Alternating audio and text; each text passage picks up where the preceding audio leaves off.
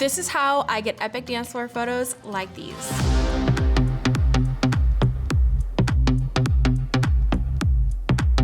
What's up, guys? Today we are talking about reception photos, and one of the best ways I think that you can make your reception photos look super epic.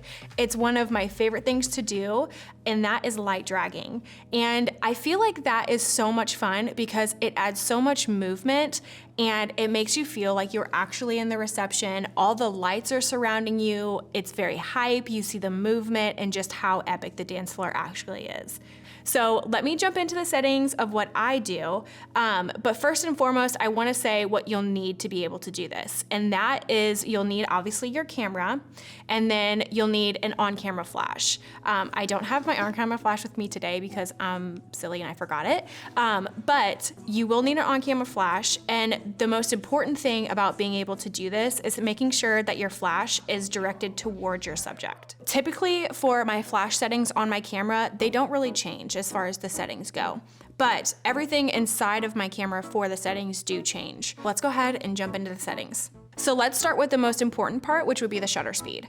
And you wanna make sure that your flash is capturing the fast movement and the shutter speed is really, really low.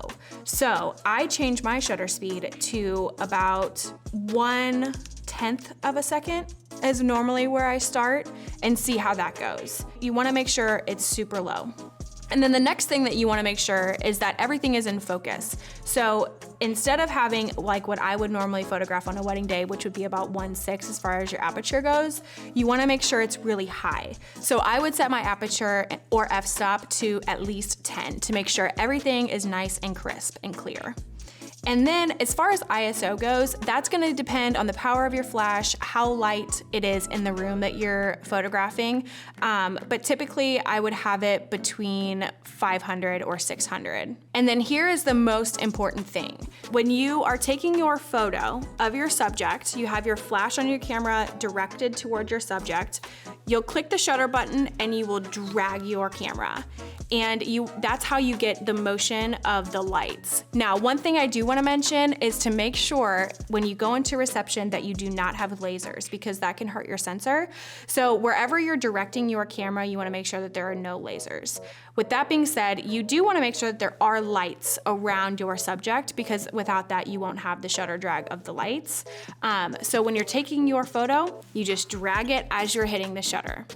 When you're first starting to mess around with this, it's super fun. It does take practice, so I want to encourage you to just have fun with it and see what you can get and try. But when you start to get more comfortable with it, the goal is that the lights will frame and draw your eye towards your subject. One of the ways that I like to do that is to actually shoot low and shoot up towards my subject, because then that will ensure that the lights are above their heads instead of cutting through their bodies. And I know that that typically is like a no-no in the photography world, which is shooting up towards your subject.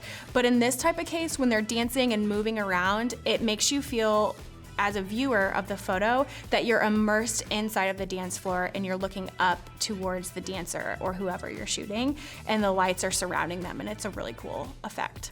All right, guys, that pretty much wraps up one of my favorite ways to capture reception photos. If you liked this video, go ahead and give it a thumbs up, subscribe, and also we have a new membership option. So check out that join button and check out our membership. We would love to have you. And that's it. Thanks so much for watching. We'll see you next time.